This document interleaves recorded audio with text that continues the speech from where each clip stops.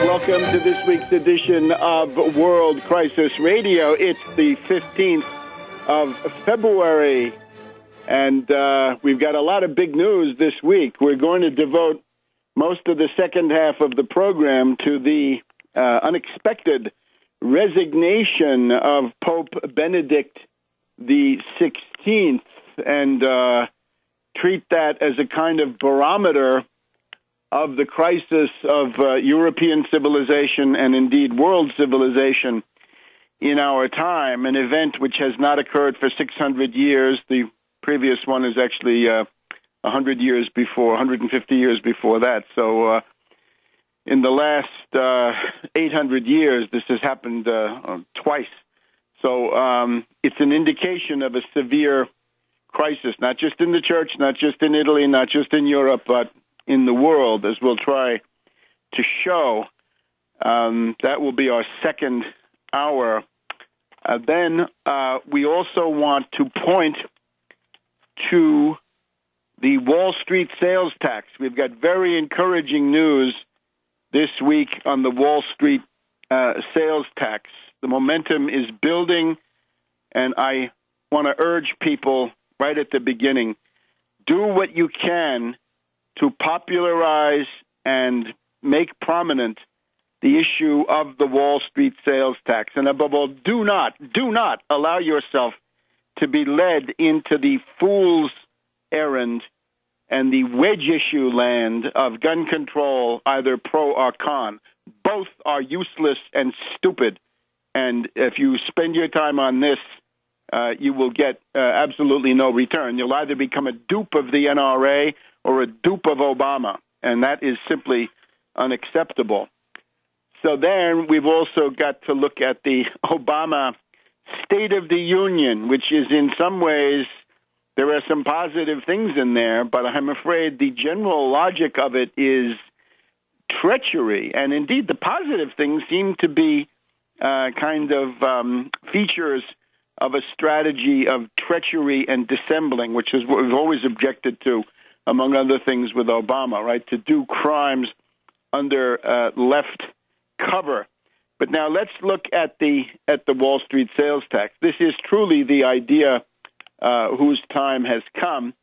And this week, we've got two think tanks. These, I would call them think tanks of the middle rank here in Washington that have come out for the Wall Street sales tax. Now, let me be specific here. They're coming out for the Wall Street sales tax by name. They call it the Wall Street sales tax, but unfortunately, they don't have the full power of the actual Wall Street sales tax. In other words, what they're calling the Wall Street sales tax, and that is progress by itself, are the bills, the Harkin DeFazio bill, and I guess the promised Bernie Sanders bill that are now imminent, right? That are either under consideration. But this is still important because it shows the growth and the momentum of the idea. The first one is the Center for Effective Government. And the Center for Effective Government is, again, a think tank of the middle rank. It is one that has been around for about 30 years, and essentially they are the former OMB watch. So they're concerned with issues of budget and the anti-austerity in general, and they have a nice article posted February 8th, the Wall Street sales tax. As policymakers in Washington, D.C. continue to debate our nation's budget priorities, some of the options currently being considered are cuts in Social Security benefits, education and health programs, important investments in transportation infrastructure and health research, anti-poverty programs, among others. So the last major deal did raise taxes, but there is a better and more progressive way than these cuts to address our long-term budget deficits than cutting important programs like Social Security, education, and health research, enacting a Wall Street sales tax. And there it is, ipsissima verba. That's it, in clear text.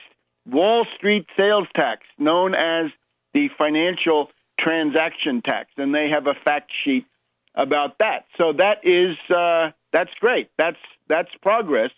And again, the thing is now we've got a pattern in the world of these think tanks.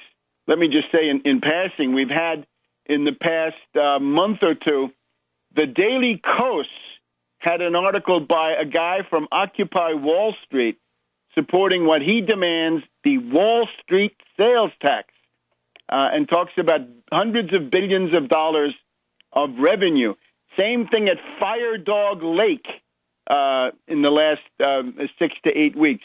Wall Street sales tax, similar or identical article. We've got Krugman calling for the transaction tax or Wall Street sales tax. So we've got them, and then we've got a guy called Dean Baker. And let me see if I can find Dean Baker. Dean Baker is from yet another of these Washington think tanks. Again, it's not the Brookings Institution. It's not the Center for American Progress yet. But mentioning these, I'm calling your attention to the task now, which is it's time to enlighten and illuminate the Brookings Institution, the Center for American Progress, right? That's the Clintonista one. Brookings been here for a long time. Brookings has actually migrated sort of to the center and perhaps right of center. But the other one is Dean Baker of the Center for Economic and Policy Research. And he did his in the form of an article on the Huffington Post. So we've got Fire Dog Lake, Daily Kos, Huffington Post, a hat trick, 3 scores here going. Dean Baker, fairly well-known guy, actually quite well-known, despite the fact that this is not one of the biggest of the think tanks. He personally, I think, is fairly well-known, and he calls for the Wall Street sales tax. So you get the idea. Again, I urge people in an exciting moment like this, we tried very hard, naturally, to get Obama to say Wall Street sales tax in the State of the Union. Of course, this is not easy because, and he didn't say it, because Obama's entire career is to protect Wall Street from the economic justice demands, right? He wants to maintain Wall Street more or less untouched, right? That's been his entire thing. So Dean Baker is the co-director of the Center for Economic and Policy Research. He's the author of The End of Loser Liberalism, Making Markets Progressive. And the article is called Fix the Debt and a Wall Street Sales Tax. And this is interesting, of course.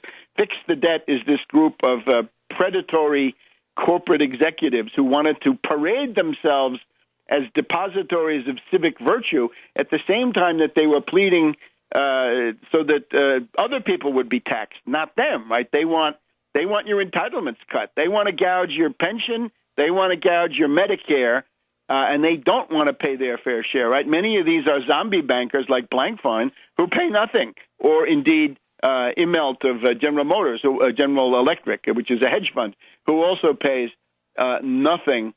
So here we go. The Fix the Debt people don't talk about a Wall Street sales tax, writes Dean Baker. Quote, this omission is striking because so many others in budget debates in the United States are suggesting such a tax. There's a long list of highly respected economists who have advocated such taxes, starting with Maynard Keynes, including Nobel Prize winners, including Tobin, many papers about this, Get Money, and suppress speculative trading. So the hour of the Wall Street sales tax is here. Mobilize. Don't be distracted. And we'll be back in a minute on World Crisis Radio. Welcome back to World Crisis Radio, the 15th of February here in Washington, D.C. We're just concluding the week of the State of the Union and the various replies. Just a couple of other interesting quotes from this Dean Baker article from Huffington Post. dated the 12th of February, Lincoln's birthday, and the day of, I guess that's the day of the Obama State of the Union address. He is asking why we don't hear from the media and the Simpson-Bowles Commission, the Cat Food Commission. How come they didn't include the Wall Street sales tax before killing old people and before depriving young kids of S-chip, healthcare, and WIC? How come they didn't think about dunning Wall Street and making them pay something, right, on their turnover, since they pay nothing, not even a corporate income tax?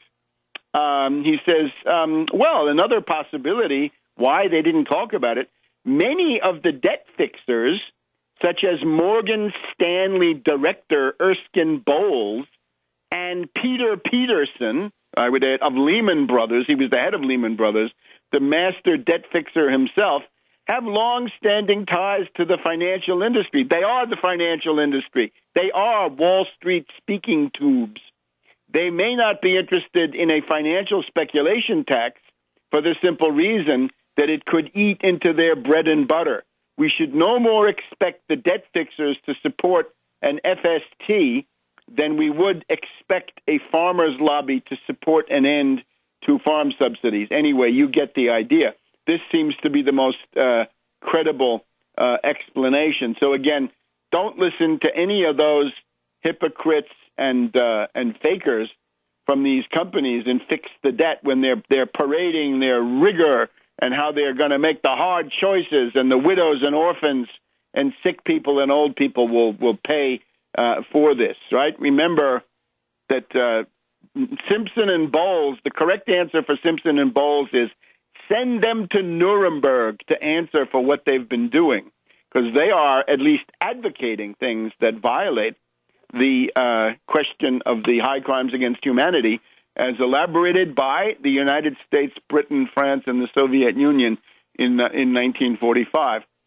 So look at all this momentum on the Wall Street sales tax. We also had Ed Schultz, interestingly enough. Ed Schultz had this on his television program. I think it was the night before or shortly before the State of the Union, where he included I think he called it a Wall Street transaction tax, a Wall Street transaction tax.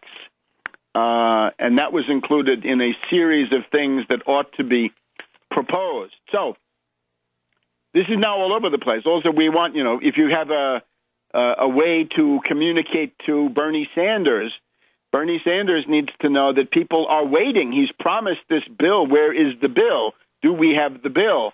And indeed, the same thing for Harkin. If Harkin is quitting, he should use his remaining time in office, which is a couple of years, to do something on this front. Same thing for DeFazio. Same thing for all the rest of them.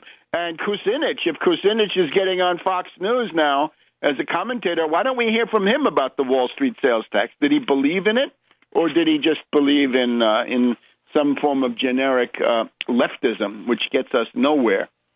Now, that's more or less the Wall Street sales tax story. And, of course, the downside of all this is that Obama did not mention it in the State of the Union. I must also say I took what I thought was a fairly careful look at the House Progressive Caucus answer to the austerity ghouls, which is fairly detailed, and they have things in there which are fine.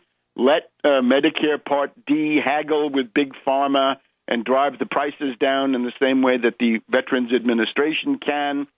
I think they probably have a couple of other things that are worthy of support. But I looked hard, and I could not find the Wall Street sales tax, the transaction tax, the trading tax, the Tobin tax, whatever you want to call it. So I think that's unfortunate. And I would ask then Congressman Keith Ellison of Minnesota, right, who is very much on record in favor of the Wall Street sales tax, how come the Progressive Caucus didn't reiterate this and include that in the list with an estimate of how much money they think we could get out of it, because they have some staffs, right? They can even call on independent agencies, even the Federal Reserve, to come forward with such estimates. But we didn't get that. So with the big institutions on the Democratic Party side, we're still suffering from a deficit. So I urge everybody out there, search your creativity, search your conscience. Are there ways that you can actually move some of these institutions? Because this is what we need. Now, what Obama did do, I'm afraid we must always approach Obama from the point of view of treachery. Treachery, and that means we've got to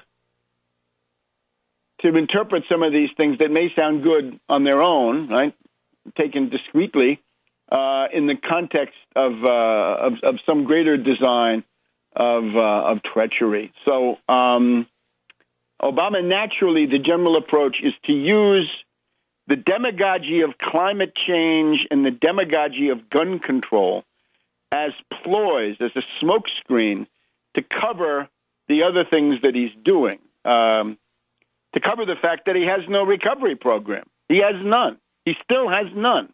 He had zero about jobs in the State of the Union, and he does not have a general recovery program. Recovery is defined as 30 million new productive jobs at Davis-Bacon union wages. He just doesn't have it.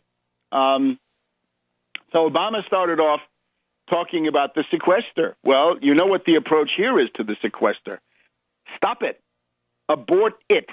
Cancel it. Abrogate it. Repeal it. Call it off. Forget about it. In good dialect, let's just not have it. Let's say to the Republicans, guys, you corporate Republicans, and that's still the majority, you 150 votes in the House, you get to keep your defense spending for the moment. We'll deal with that later. We're going to reconvert that, but we're not going to destroy it. We're going to reconvert that for the space program, energy production, and high-speed modern transportation, among other things. And we're going to reconvert it so we can use it for things that we don't even know yet. But it's going to be there. It's not going to be destroyed. And that continuity and that labor force, above all, is going to be kept together. So that's what the Republicans would get. And then, of course, on the other side, we don't want to cut WIC, women, infants, children, the high-protein meals for mothers and babies. We don't want to cut the National Institutes for Health. So call this monstrosity off. It's still the bad taste left in our mouths by the Satan sandwich of the weakling Obama in August of 2011, when the Republicans threatened to bankrupt the country. Back in a minute on World Crisis Radio. Welcome back to World Crisis Radio. It's the 15th of February. And now let's go through the State of the Union. A couple of preludes on this. We had a Wall Street Democrat, the Congressman Welsh of Vermont, was on television before it even started, saying that he is eager to have Medicare cuts. This allows us to identify the general problem.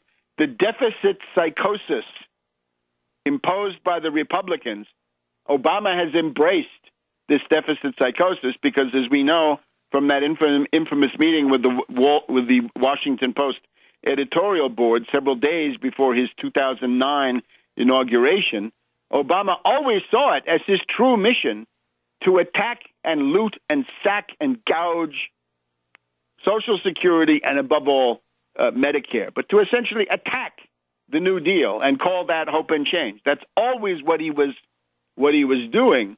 And now we have the danger that this could occur. Cantor, who is supposedly, he's a long-standing hack. He was there long before there was any Tea Party, but he started calling himself Tea Party, right? He got on the train. He got on the Tea Party train as it was leaving the station. Cantor says before the speech he wants to cooperate with Obama on education reform. Now, anybody who knows Obama and Cantor know what that means. That means union busting. It means the privatization of schools. It means the end of the pledge that we've had in this country since the Northwest Ordinance and since the days of Horace Mann, of free, universal, compulsory, quality public education. Without that, you're not going to have a country before too long. But both the elites on both sides want to destroy it. So we need a counter-elite. And naturally, there was some fear before the State of the Union.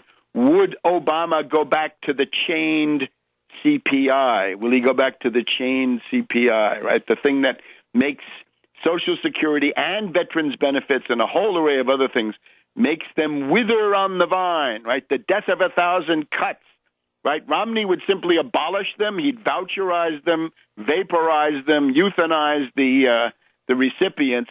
But with Obama, it's a reform to save the program, except not the recipients. Now, I would say the worst thing with Obama is the continued attack on Medicare. This seems to be his monomania. This has immediate genocidal implications. Let's just look at it. Obama argues towards the beginning. He says a few words about the sequester and why the sequester is not good. And then it seems to imply that the way out of the sequester is a dirty, genocidal deal with the reactionary Republicans and the Wall Street Democrats led by Obama, where they say, we're going to reduce the level of austerity in the Pentagon and in the domestic discretionary realm, but we're going to gouge more out of Medicare. So he says, if the cost, this is Obama now, if the costs of Medicare keep rising, this already is sophistry. Medicare costs are not rising that much. Medicare costs have begun to level off. They're actually almost flat for the last couple of years. And so this whole demagogy, right? The demagogy on the Republican side is the deficit is out of control. Well, the deficit is falling, whatever else you want to say about it. And Obama, the Medicare costs are going through the roof. No, they're not. Both are big lies. But this is your Washington elite, your Democrat, Republican, party-crat elite. And they're, Siamese twins in many ways. Obama says then, if Medicare costs continue to rise, that will crowd out all other future investments. So the idea is then to say, let's play the people who want, infrastructure improvement and scientific research and anything else against the oldies who want to keep their Medicare. Now, that's a Hobson's choice, right? That's divide and conquer. That's clever, right? Play the old against the young. Play everybody against the old. Typical Obama demagogy. Hope and change turns out to be that vicious policy. And there's an answer. There were two answers. One is, if you need money right now, impose a Wall Street sales tax. That's on the paying for Medicare side. You want to pay for Medicare? Wall Street sales tax, 1%, taken care of for the foreseeable future. You can also lift the cap, right? Let the Medicare tax, impose that on all income, the Social Security one in particular on all income. And on the other hand, let Medicare Part D haggle with the prescription drug companies. And on the other side, if you want to have money for those investments, make the Fed cough them up. What's the point of the Fed? Does it just sit there? Is it the Department of Zombie Bank Maintenance? The Department of Too Big to Fail? Is that all it is? Or does it have a responsibility to the broader U.S. economy? Well, we say it does, and it's time to start nationalizing the Fed on the installment plan, right? Maybe you can't nationalize all of it. Let's just nationalize a window, the infrastructure window, the New York, New Jersey, Superstorm Sandy, and Nemo rebuilding windows, right, with several trillion. And really, it should be a nationwide infrastructure window with, if you're going to address, what some engineering associations have called the infrastructure deficit, you immediately get to the 3 to 4 trillion area. So we want to have multi-trillion-dollar tranches, terra tranches of century bonds with 0% coupon, and you have the resources because, remember, money is a fiction. What you're really talking about is labor and factories. Do you have them? Yes, we still do. So we better mobilize them and start building and producing in that way. Now, here's the heart of Obama's position. He says that he is offering additional cuts to Medicare to reach the level demanded by the austerity ghouls of the Bowles-Simpson Commission, right? The Cat Food Commission or Kill Granny Commission, whatever you want to call it. This is absolutely horrendous. Remember, Obama has already gouged $700 billion from Medicare.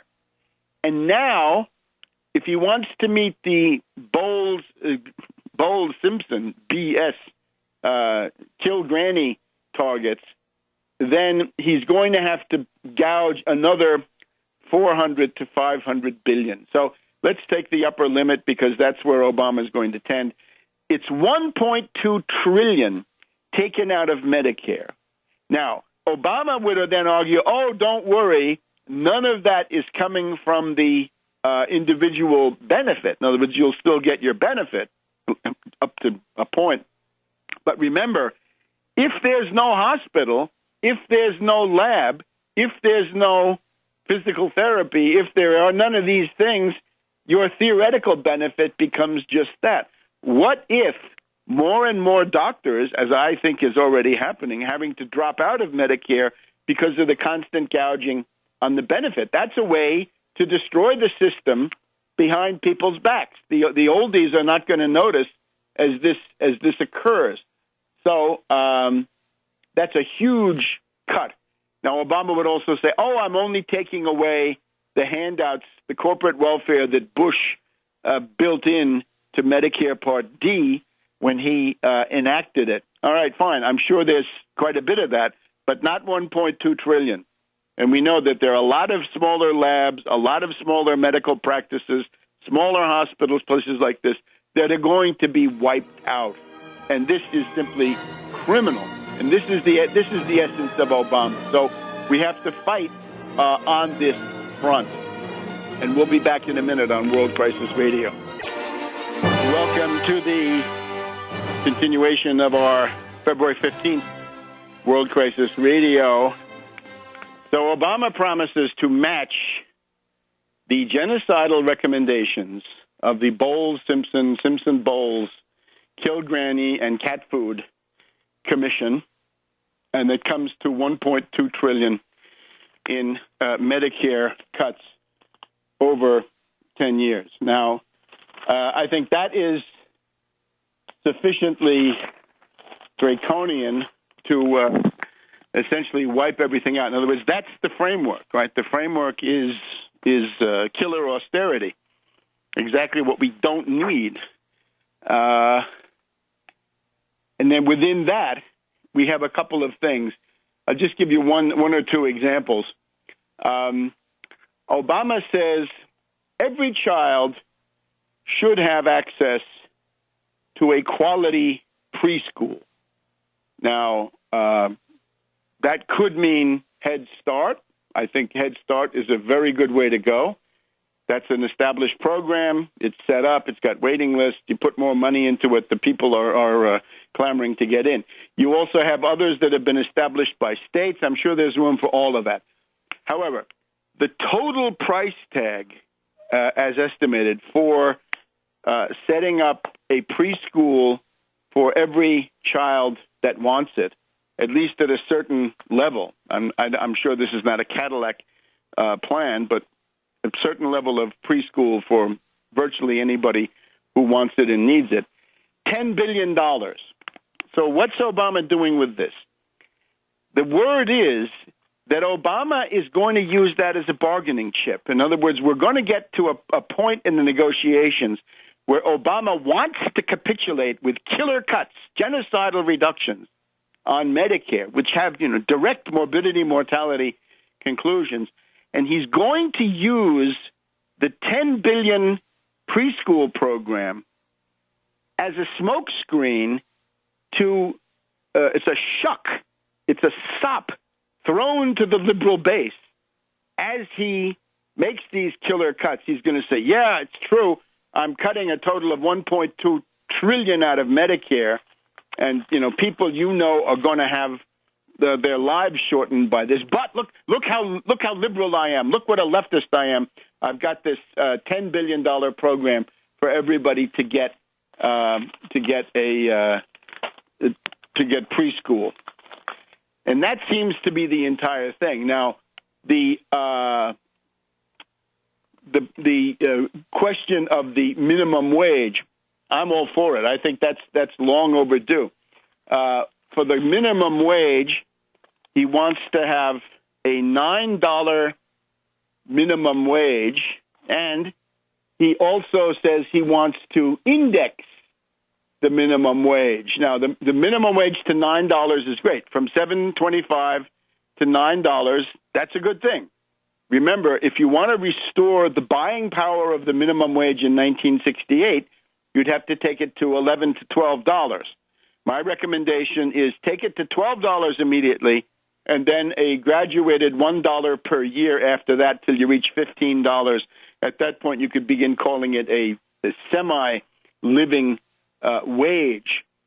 Naturally, from Obama's point of view, the benefit is that he doesn't have to pay for any of that. Because remember, Obama in this speech has said he will never raise the deficit. In other words, he has accepted the straitjacket. In other words, if you have deficit psychosis and cutting psychosis, then you're going to get a straitjacket. And the straitjacket is, of course, you can't raise the deficit.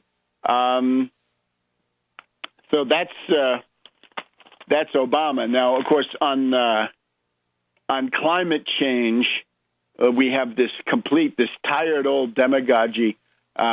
He doesn't dare really get into the nuts and bolts of the carbon tax and Waxman-Markey, right, which is the bill I think that he would be going with. Right, this already passed by the Democrats in the House. So here's what we have in general. He's basically saying we're going to have the Medicare recipients pay with their lives in some cases so that we can have money to convoy to Al Gore and his carbon speculators and to the rich elitists who are concerned about this figment of global warming. There is warming, but it's going on other planets too. It's a result of solar activity. There's no real proof that it's connected to carbon. The carbon levels are not what they say, right? These ice samples they use are not the real levels. The carbon levels in the past are higher than they say. The German chemists of the 19th century kept very good carbon level records, so the increase is not what they claim based on this ice sampling. And above all, we have this thing called the medieval warm period, when you could be growing grapes and wine in places like Vineland, Newfoundland, or someplace like this, and England, and generally in Northern Europe. So the notion that some Malthusian tax is necessary because of increased or changing solar activity, absolute insanity. It shows the corruption of science across the globe. So Obama's argument is you should be glad to go into that night of oblivion and extinction, you old people, because we're going to be using that money to line the pockets of Al Gore and his fellow speculators and these people at Solyndra. In other words, these charlatans with windmills and solar cells. It has not changed since Carter.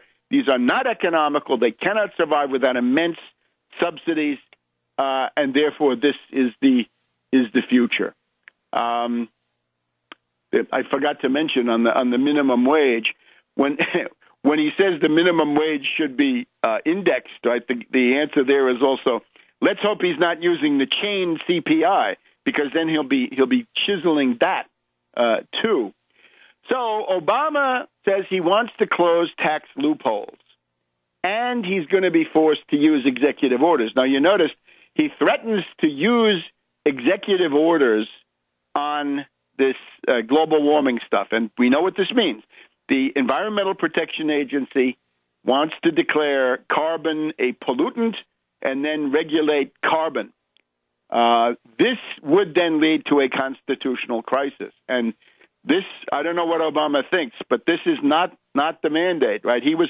People voted for Obama because they wanted to be protected from the rapacity of the hedge fund hyena and plutocrat and Romney, right, who was attacking the 47%. So Obama thinks now he's got a mandate to at least have this demagogy on global warming. He probably thinks he can't get it through, but he's going to use political capital even as he stabs you in the back on these other issues. So you want to close loopholes, Obama? Well, the biggest loophole is that the biggest flow of money isn't taxed, and it's called Wall Street, and it's called the Chicago derivatives futures markets.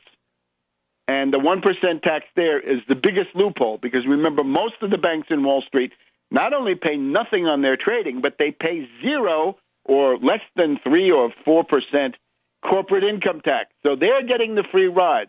And this is the biggest concentration of so-called wealth, paper wealth or electronic wealth anywhere in the United States. The other thing is that Obama needs to do things without reference to Congress. Well, there's one way, which is perfectly legal and will not cause a constitutional crisis, is you call Helicopter Ben Bernanke on the phone and you say, Ben, we're going to open the national infrastructure window.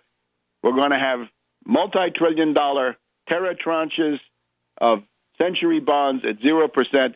You're going to buy the bonds issued by states, counties, cities, authorities, and so forth. We're going to rebuild the infrastructure of the United States, and you are going to provide the liquidity. Your job is no longer simply zombie banks and too big to fail, but it's Main Street and the rest of us. So there's the solution to Obama. The problem is this is exactly what Obama is mobilized to prevent. So there's our problem in a nutshell. Back in a minute on World Crisis Radio. Welcome back to World Crisis Radio, the 15th of February, in our second hour. Now, let's just have a couple of more notes on this Obama State of the Union. Again, it's a tissue of small-bore things designed to obscure and facilitate the main thing, which is, I think, the attack on Medicare and, indeed, Medicaid, which is included in this. In other words, he says he wants to change the method of payment. In other words, to go from fee-for-service to some nebulous concept that nobody can understand. No. The answer is no. And all we can hope for here, the only thing saving us are these reactionaries and the Tea Party extremists. So I wish them, good hunting when it comes to trying to stop that stuff. And indeed, the same thing goes for this climate change business. He actually says he wants the McCain-Lieberman bill, not Waxman-Markey. Well, these are all totally unacceptable. The other thing, of course, is he gloats that al-Qaeda is the shadow of its former self. No, al-Qaeda is now in control of Libya and northern Syria, unless something changes. So I would say that, and of course, then the gun demagogy, the crescendo, the peroration at the end that we deserve a vote on these bills. Fine, yes, go ahead and vote on them. But I urge everybody, don't get involved. Don't waste your energy on this stuff. This is an absolute exercise in futility. Now, a couple of comments on the two responses, right? The fact that the Republicans have a double response indicates how split they are, I guess, or really it's personalities. But that also shows that the party structure is weakened. So we've got the reactionary Rubio, and then what? The super reactionary Rand Paul. Rubio starts off. Rubio attacks the stagnant societies, and he wants you to pay attention to his compelling biography. Well, we don't care about your biography. We don't care that you had $100,000 in student debt. You're coming to strip us of our economic rights. That's what we care about. And he's a clever salesman. Interestingly, the contradiction is he says, I benefited.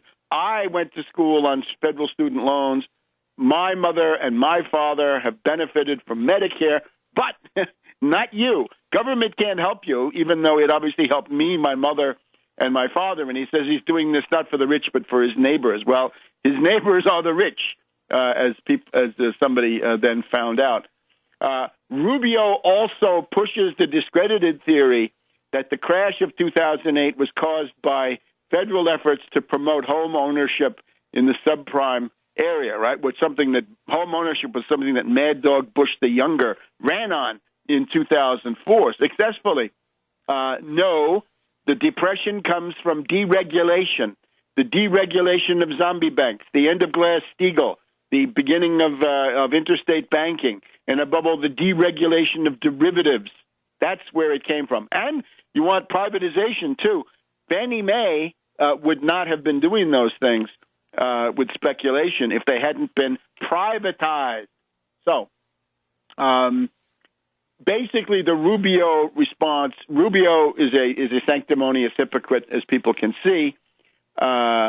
He really parrots the litany. In other words, this is the stupid, dumb, Republican, cliched, Chamber of Commerce, businessman kind of really dumb. It's dumb. It's not Austrianism. It's not even Chicagoism. It's a dumbed down soup made out of both of those. But then we get little Rand Paul.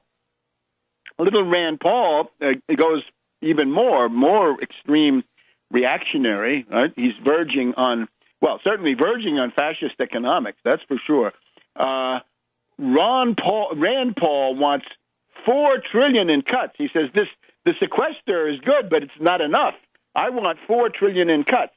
And he repeats pretty much what Ron Paul had promised in that Restore America budget. In this case, he says, balance the budget in 5 years. Well, part of the Ron Paul balanced the budget in 4 years, one presidential term, was to cut food stamps by 63%. So to take the average payment of food stamps for 50 million people down from $1.50 to about 50 cents. And that's what he's offering. So this is the Tea Party. Of course, they're both from the Tea Party, right? Both of them. Rubio is Rubio is moderate Tea Party, and Rand Paul is extreme Tea Party. These are both two no-talent individuals with no achievements running for president on the basis of absolutely nothing. And if you can imagine a choice between Hillary Clinton and one of those two creeps, then that is the horror that awaits you unless you begin organizing now. And the way to begin organizing now is around issues like the issues I'm telling you about, the Wall Street sales tax and so forth, right? And also spreading this idea that the Fed has a role in getting us out of this. Let me also say something. Ted Cruz, who appears in a lot of these post-game shows, this is another unctuous con artist. This is another snake oil salesman, sanctimonious hypocrite. He does remind you of Senator Joe McCarthy. He is a McCarthyite. He is scurrilous. He is, in some ways, worse culturally, humanly than many of these others. So anyway, that's the U.S. situation. So get the Wall Street sales tax going. Now we want to talk about the situation with the Vatican. Let me say, I have a background, I guess, as a Vatican reporter. I covered the year of three popes, 1978. I was in St. Peter's Square the night that Wojtyła, John Paul II, came out, and I've kept in touch with this over the years, especially in these moments of the conclave when the inner workings of the institution are displayed more clearly so that you can see them. And we'll be back in a minute on World Crisis Radio. Welcome to the second hour of World Crisis Radio. It's the 15th of February. Just a couple of other notes on this State of the Union. We got Rubio as the mainline Republican response. Now, Rubio wants to tell you about his whole story. We're not interested in your story. We're concerned about our future, not your biography. Rubio starts off by attacking stagnant societies. Well, the United States has now got less social mobility than any country in Western Europe, except the British. The British still take the cake in terms of social hierarchy and stratification. But the U.S. is worse than anybody in Europe. So who are you kidding? Then we get the litany of schlock economics, right? The typical Republican cliches, the Calvin Coolidge truisms, naturally, the Chamber of Commerce kinds of cracker barrel, pseudo economics. He also pushes the theory that government caused the 2008 economic crisis by promoting home ownership and subprime housing among people who are relatively low income, and that caused a worldwide depression. This is just a bad joke. This is just laughable. The depression comes from deregulation more than anything else. The deregulation of the banking system through the ending of Glass-Steagall, deregulation of the banking system through the legalization of wild interstate banking, the deregulation of derivatives, most of all, the repeal of the Commodity Exchange Act of 1936, and don't forget privatization. The privatization of Fannie Mae made all of that possible. So, again, this is a discredited fairy tale. He's running for president. He's pandering to the Tea Party. He's repeating this litany. He also is going to tell us about the moral crisis facing society. This could be Franco. This could be Pétain. This could be Fulgencio Batista. So that's Rubio. Little Rand Paul, worse than Obama, worse even than Rubio. He wants $4 trillion in immediate cuts. He wants a sequester of $4 trillion. So he's saying that there's not enough genocidal austerity, not enough killer cuts in anybody else, and anything else is big government. So Rand Paul says he can balance the budget in 5 years. I wonder how. Ron Paul never talked about that until he got specific with the Restore America plan of October 2011, where he called for the cutting of food stamps by 63%, meaning that your food stamp benefit for 50 million of your fellow American citizens would go from $1.50 per meal, which is regal and opulent and lordly and excessive, to 50 cents per meal, which means pellagra, scurvy, rickets, and all the rest. So that's the story of these guys. Ted Cruz also deserves special mention, right? A sanctimonious hypocrite, very much in the tradition of the scoundrel Senator Joe McCarthy, right? In the baiting of Hegel. So there we go. Now let's go to Rome and take a look at the crisis in the Vatican.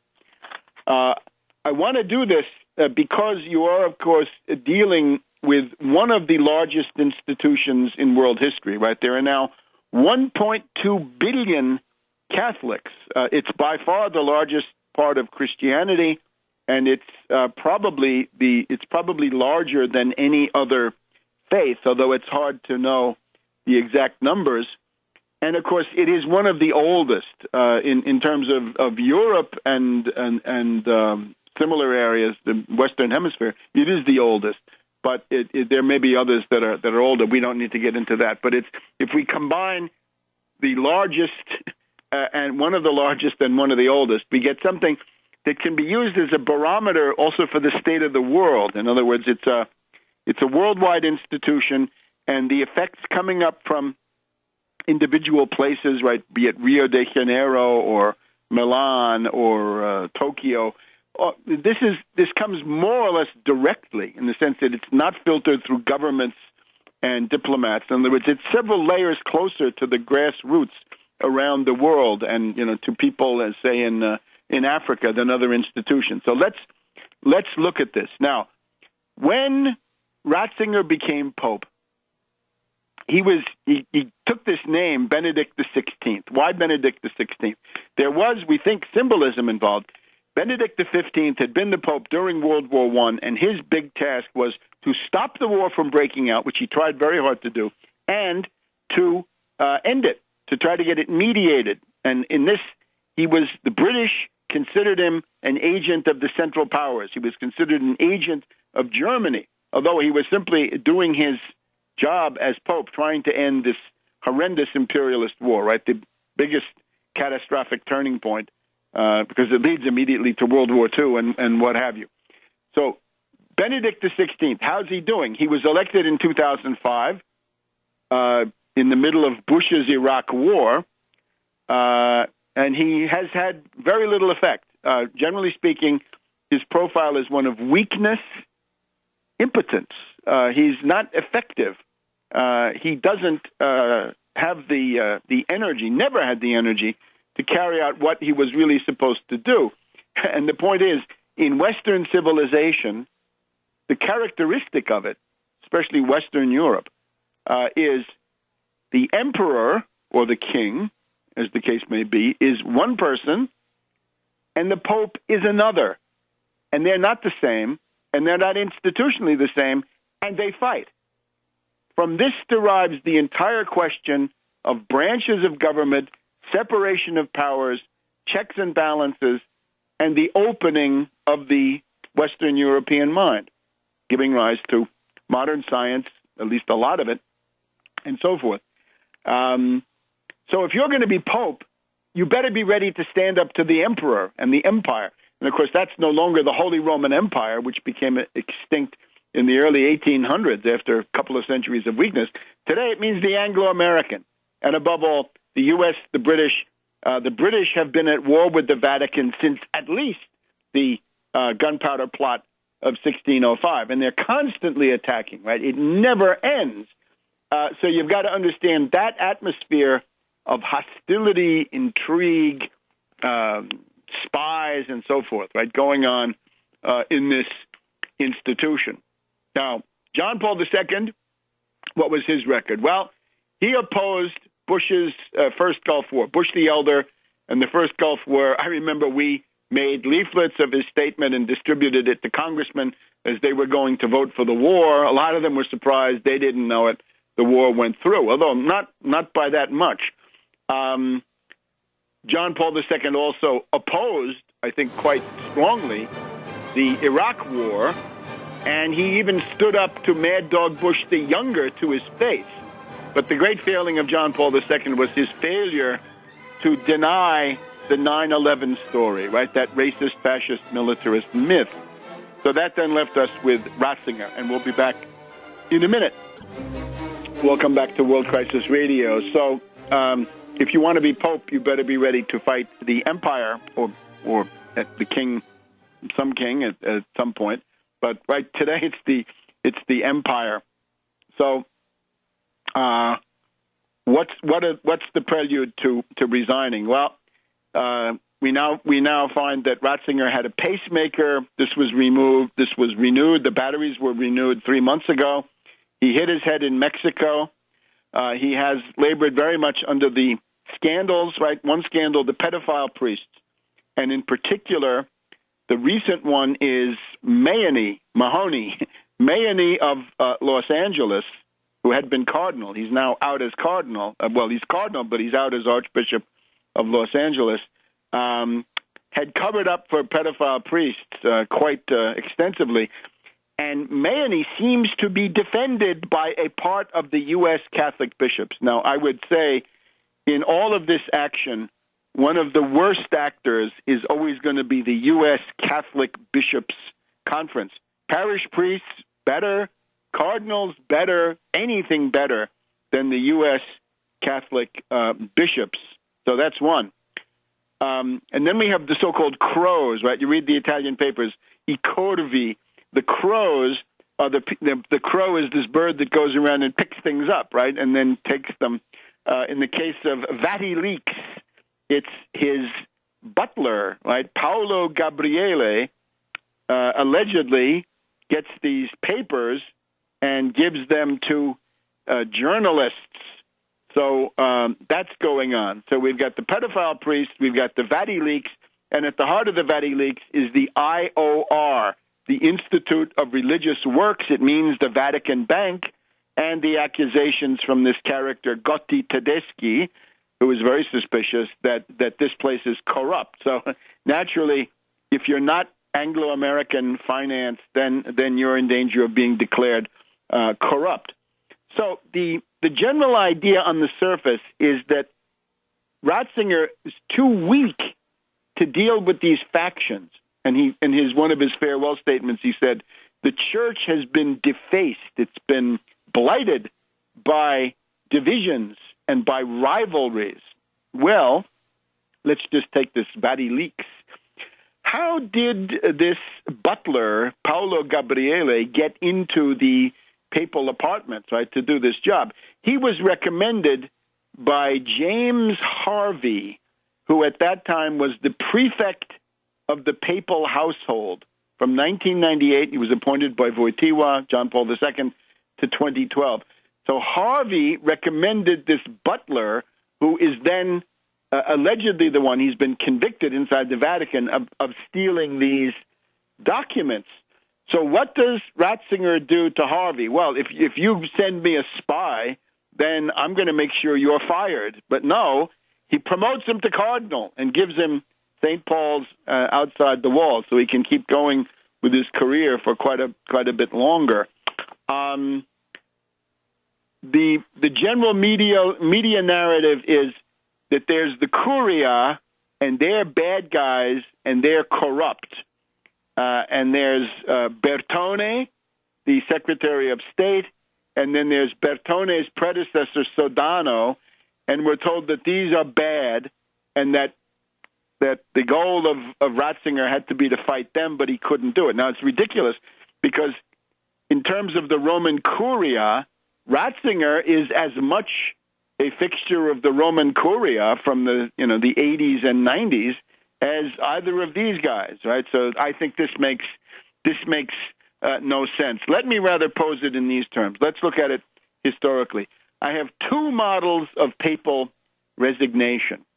The one is the most recent. The most recent takes us back 700 years to 600 years to 1415. Now, this is the time of the Great Schism in the West, and you get an idea of what kind of times we're living in when you have to go back this far. The Great Schism in the West is what? Well, the background is there's the 100 Years' War between England and France. That's destroying Europe.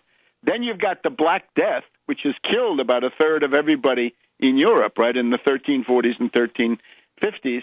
And you've got the philosophy of William of Ockham, the nominalist, who's destroying the intellectual life of Europe. So in this format, the papacy is kidnapped by the King of France away from Rome to Avignon, and at a certain point in the 1370s, thereabouts, you get two popes, one in Rome, one in Avignon.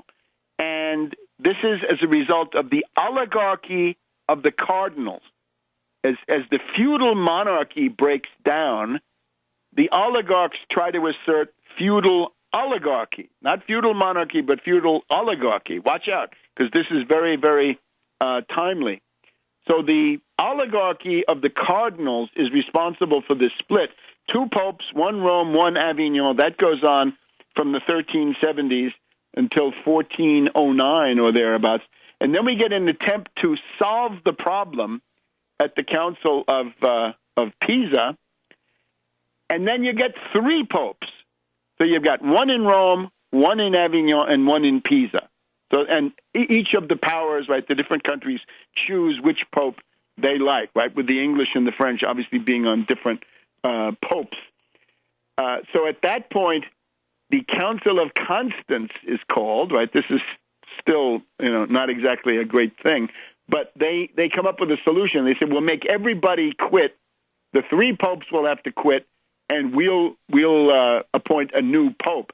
So the existing Roman Pope, Gregory XII, accepts this solution. So they depose what have come to be called the anti-pope in Avignon, deposed the anti-pope in Pisa, and finally one pope in Rome emerges, and that in 1415 gets you out of the great schism of the West. But this is a terrible thing, and it's just 100 years before Luther, so the damage is long term. So that's the previous one. So you could say the resignation of Gregory the XII, whatever the theological complications, worked because it ended this tremendous crisis of having three competing popes. You went back to one pope. And since then, right, and it's worth stressing, the 1.2 billion Catholics in the world expect to see one pope, not two, not 1.5 or 1.25 or anything else. So you could say that would be a positive model, right, to put an end to a period of oligarchical supremacy. Because what this was an oligarchy attacking monarchy. And when oligarchy attacks monarchy, it always does so in the name of democracy. So watch out. The other one, though, is Celestine V, and this is the tragic one. And this, I'm afraid, this is the model for what we've got today. We're in the 1290s, and this somewhat naive hermit, again, Ratzinger, an academic, not really the man of the world that you might have thought, not a worldly politician cardinal, right? He had not had a big archdiocese like New York or Paris or Milan or Rio or Buenos Aires. No, he's a scholar. Celestine V. Okay, so Celestine V is surrounded by the curia of the Caetani family, and in particular, the top representative of the Caetanis is able to scare the hell out of him that he's in danger of eternal damnation because he can't be free from sin. So Celestine quits in 1294, and then we get the Pope Boniface VIII. And Boniface VIII is one of the worst. This guy, if he's known at all today, he's known as the enemy of Dante, the bitter, brutal, implacable enemy of Dante. And he opens a period of 150 years of church crisis. So that may be what we're dealing with now. Back in a minute. Welcome back to World Crisis Radio. Talking about the resignation of Ratzinger, Pope Benedict XVI. So we have the two models, right? One is Gregory XII in 1415. He quits as part of a successful effort to put an end to the Great Schism in the West. And, of course, it's a time of total ideological, political, economic crisis, demographic crisis in Western Europe. Then there's the other one, Celestine V, 1294, forced out by the Caetani family. The Pope then becomes Boniface VIII, who leads the church on this horrendous adventure. He is not powerful enough to stand up to Philip the Fair of France, who kidnaps the Vatican. He beats up Boniface, who then dies, right, soon after, maybe dies of apoplexy, but dies. And that's the beginning of the Babylonian captivity. And this guy, Boniface VIII, is the one who tries repeatedly to get Dante killed. So this is bad news. And after Boniface VIII, you have the Babylonian captivity in Avignon, and then the Great Schism. Right? So for quite a while, there's one pope in Avignon, and then from 1370s to about 1420, there are two popes and then three popes. So I'm afraid that the second one is what we may be dealing with now. Couple of notes. The traditionalists are already saying he can't quit. Dziwisz, the Cardinal of Krakow, who had been the secretary of John Paul II, said, look, you can't come down from the cross. A Roman parish priest said, look, you can't resign as father in your family just because your kids are not doing what you say, if they're disobedient. Think what it means. Up to now, the papacy is forever. Now it's you can quit. You can be forced out, right? If they break your spirit, and I'm not saying who. I don't think it's so much Bertone and others, but I think it's this Anglo-American regime from the outside and from the inside too, with people like this guy Harvey.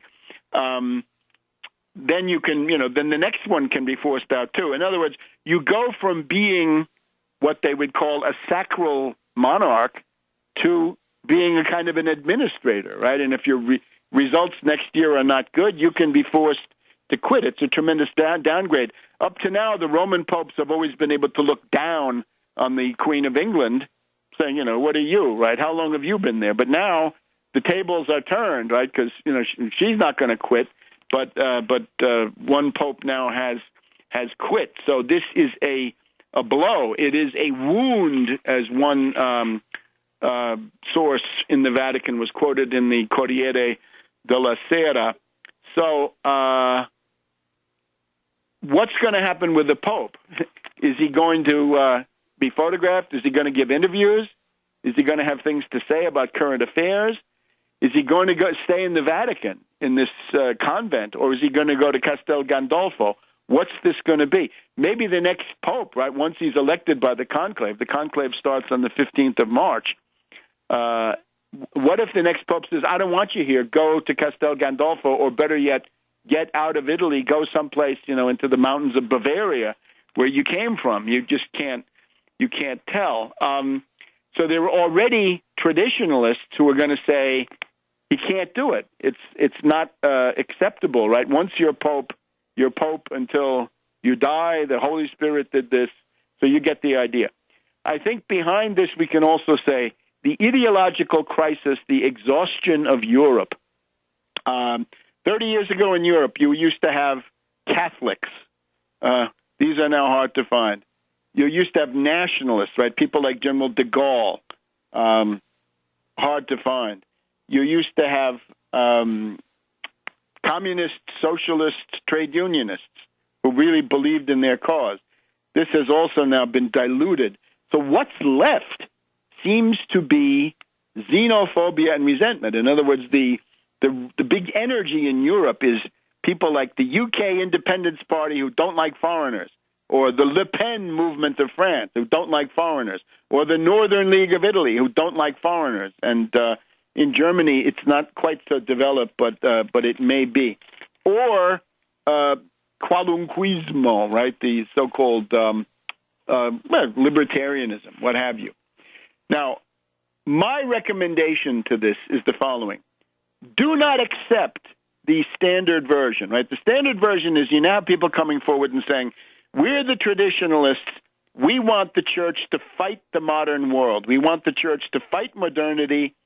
And they say we have to hang on to our dogma and our credenda, and we got to make sure everything stays the way it was under Pius IX and Pius X, right?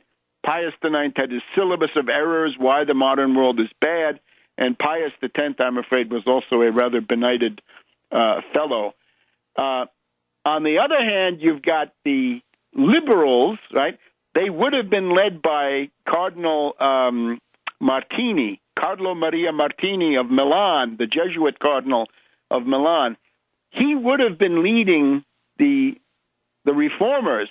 But the reformers, what do they stand for? They say multiculturalism, politically correct, right, according to Anglo-Saxon criteria, identity politics, right? De-emphasize the doctrine and go for the psychological needs of the faithful and so forth. So this is obviously not a choice. Now, I would submit that the answer is there within the Vatican tradition, and it is charity. Right? We are told that there's faith, hope, and charity, and the greatest is charity. Look at the works of Professor John Bossy, and you will see that the Church of the Middle Ages, up until the dark day of the Protestant Reformation in 1517, Catholicism was a religion of charity. 50 years ago, we had the beginning of Vatican II, and that reminds us of the tradition coming into the present time. I wanted to read you, and we'll probably get to this next time, some quotes from Pius XI in 1931. Pius XI was out there attacking the Treaty of Versailles, but he was attacking imperialism. He was out there attacking the imperialism of money and the tyranny of unbridled liberalism. That was Pius XI. attacking finance capital. But the one that perhaps more recently, we just had the 50th anniversary of the beginning of the Vatican II Council. Paul VI. My submission is that the method of Paul VI Montini is the way out of this crisis. And you can find it above all in the encyclical Populorum Progressio. And it says, peace and development. And indeed, development is the new name for peace. The content of a peaceful world is a world of universal economic development, focusing on the third world, the underdeveloped sector, the excluded countries, and to mobilize for this purpose.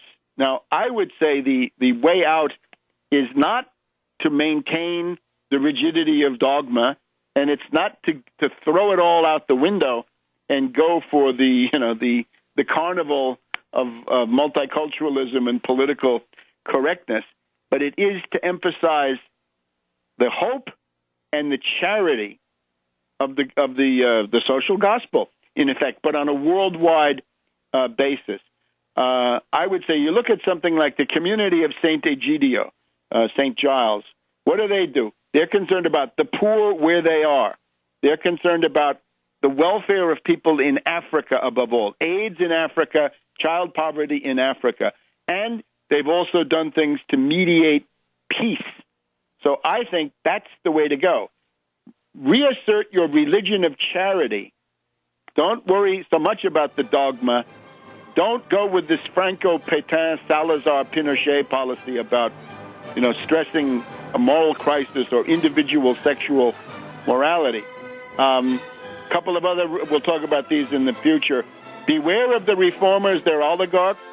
Watch out for Anglophone Africans. We don't need any Anglophone Africans. An Italian from Argentina is better than a German from Brazil. Those are my recommendations. Well, soon we'll have the odds, right, from the London equivalent of Jimmy the Greek. We'll get that entire thing. But the tradition is there. It's there in Wojtyła, right? Laborum exercens centesimus annus. You get the idea. Re-emphasize that. That leads you out of the crisis and lets you become a positive feature of the life of the modern world. Back next week on World Crisis Radio. Welcome to this week's edition of World Crisis Radio. It's the 15th of February, and we've got a lot of big news this week. We're going to devote most of the second half of the program to the unexpected resignation of Pope Benedict the 16th, and treat that as a kind of barometer of the crisis of European civilization and indeed world civilization in our time, an event which has not occurred for 600 years. The previous one is actually 100 years before, 150 years before that. So in the last 800 years, this has happened twice. So it's an indication of a severe crisis, not just in the church, not just in Italy, not just in Europe, but in the world, as we'll try to show. That will be our second hour. Then we also want to point to the Wall Street sales tax. We've got very encouraging news this week on the Wall Street sales tax.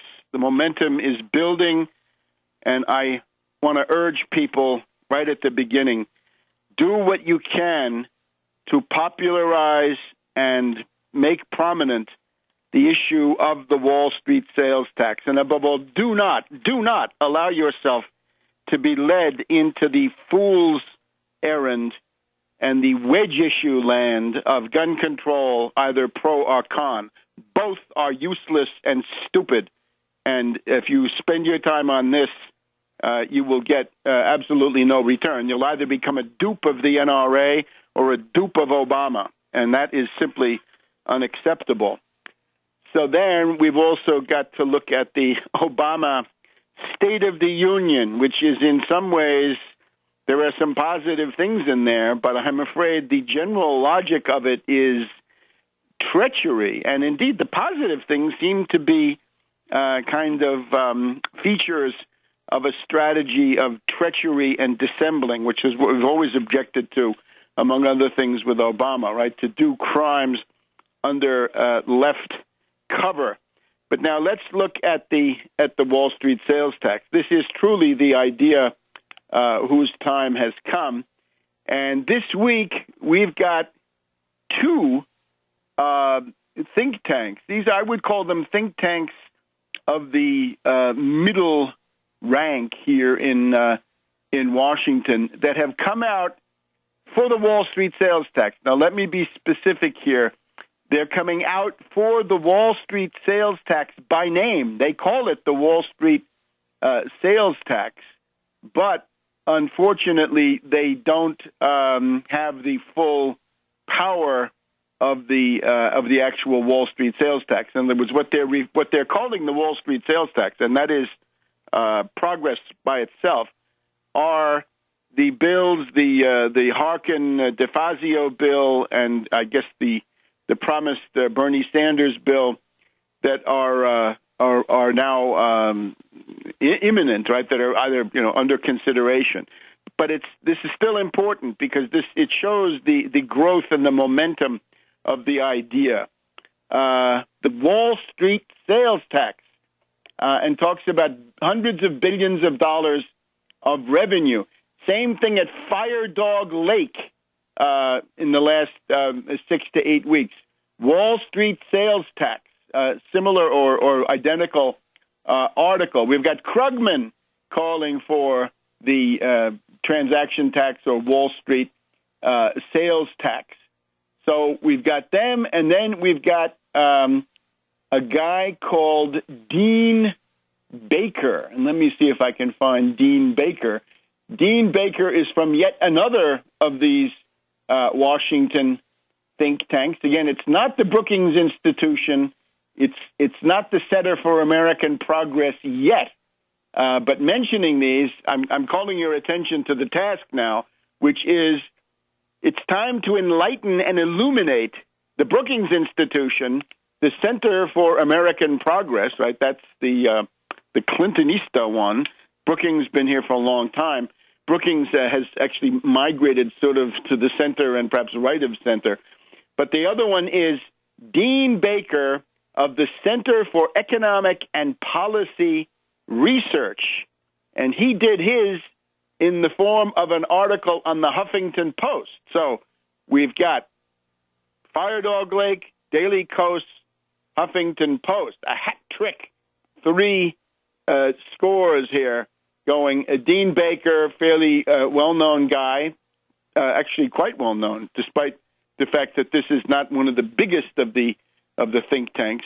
He personally, I think, is fairly well-known, and he calls for the Wall Street sales tax. So you get the idea. Again, I urge people in an exciting moment like this. We tried very hard, naturally, to get Obama to say Wall Street sales tax in the State of the Union. Of course, this is not easy because, and he didn't say it, because Obama's entire career is to protect Wall Street from the economic justice demands, right? He wants to maintain Wall Street more or less untouched, right? That's been his entire thing. So Dean Baker is the co-director of the Center for Economic and Policy Research. He's the author of The End of Loser Liberalism, Making Markets Progressive. And the article is called Fix the Debt and a Wall Street Sales Tax. And this is interesting, of course.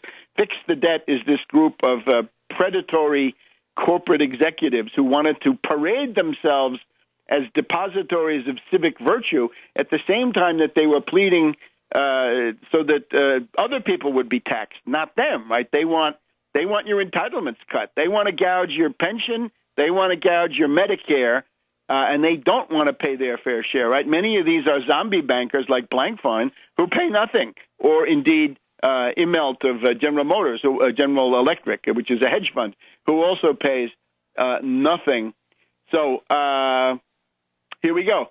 the fix the debt people don't talk about a Wall Street sales tax, writes Dean Baker. Quote, this omission is striking because so many others in budget debates in the United States are suggesting such a tax. There's a long list of highly respected economists who have advocated such taxes, starting with Maynard Keynes, including Nobel Prize winners, including Tobin, many papers about this. The first one is the Center for Effective Government. And the Center for Effective Government is, again, a think tank of the middle rank. It is one that has been around for about 30 years, and essentially they are the former OMB watch. So they're concerned with issues of budget and the anti-austerity in general, and they have a nice article posted February 8th, the Wall Street sales tax. As policymakers in Washington, D.C. continue to debate our nation's budget priorities, some of the options currently being considered are cuts in Social Security benefits, education and health programs, important investments in transportation infrastructure and health research, anti-poverty programs, among others. So the last major deal did raise taxes, but there is a better and more progressive way than these cuts to address our long-term budget deficits than cutting important programs like Social Security, education, and health research, enacting a Wall Street sales tax. And there it is, ipsissima verba. That's it, in clear text. Wall Street sales tax, known as the financial transaction tax. And they have a fact sheet about that. So that is, that's great. That's progress. And again, the thing is now we've got a pattern in the world of these think tanks. Let me just say in passing, we've had in the past month or two, the Daily Kos had an article by a guy from Occupy Wall Street supporting what he demands the